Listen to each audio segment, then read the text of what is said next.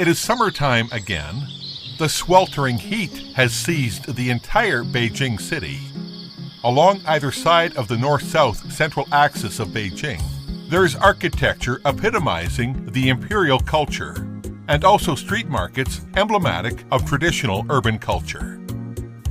Today, the street markets are interspersed with stalls for ice snacks, but for our ancestors centuries ago, who lived without air conditioning or refrigerators, if they desired cold drink in to beat the summer heat, what would they do?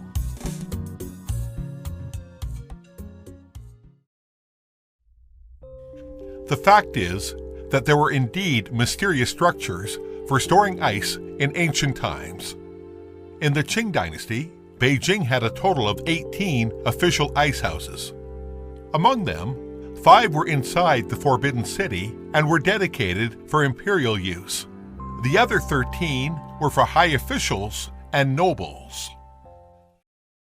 The ice houses inside the Forbidden City are semi-basement elongated cave structures with arch roofs, aligned along a north-south axis. Sealed with walls around 2 meters thick, they have no windows and only doors on the north and south sides. The ice houses also featured black tech.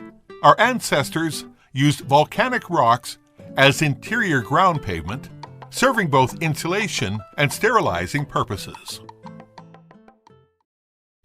Now we have the storing places, but where did the ice come from? The ice cubes used in the Forbidden City to freeze food or to cool off the summer heat were mined from the moat around the Imperial Palace, the Beihai and Zhongnanhai lakes, the Imperial River, and elsewhere. The ice cubes for consumption were collected from frozen purified water in the reservoirs dug next to the above lakes and rivers. The ice mining would start right after winter solstice, the coldest days in a year.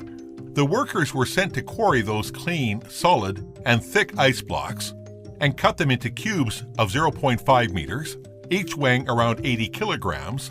Ice cubes of this size are the least likely to melt. Each ice house could store about 5,000 of these cubes.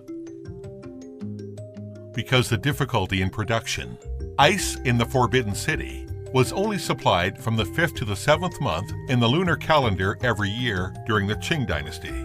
Even the emperor had to abide by this ration. The ice would be put into cloisonné buckets into the living rooms in the palace, releasing cold air to serve as primitive air conditioning. Wooden or bronze containers called bingjian were also used for freezing food or drink with ice, providing refreshments in the searing heat of summer. These are regarded as the earliest refrigerators of the world. Iced fruits, mung bean soup, sour plum drink, almond tofu. Among all the traditional summer snacks, the most special is sushan, or dairy hill, which was Qing Dynasty's ice cream.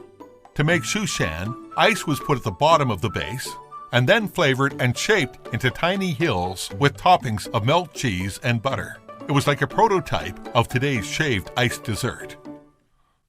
At present, there are 3 well-preserved famous ice houses west to the central axis of Beijing. The ones in the Forbidden City have been turned into a special restaurant within the Palace Museum. It sells Ridge Beast ice creams and other special creative cold snacks.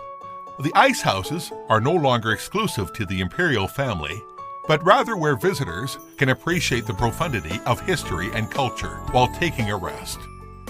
Likewise, Beijing's central axis is no longer the pivot for the imperial residents, but for the life of common people.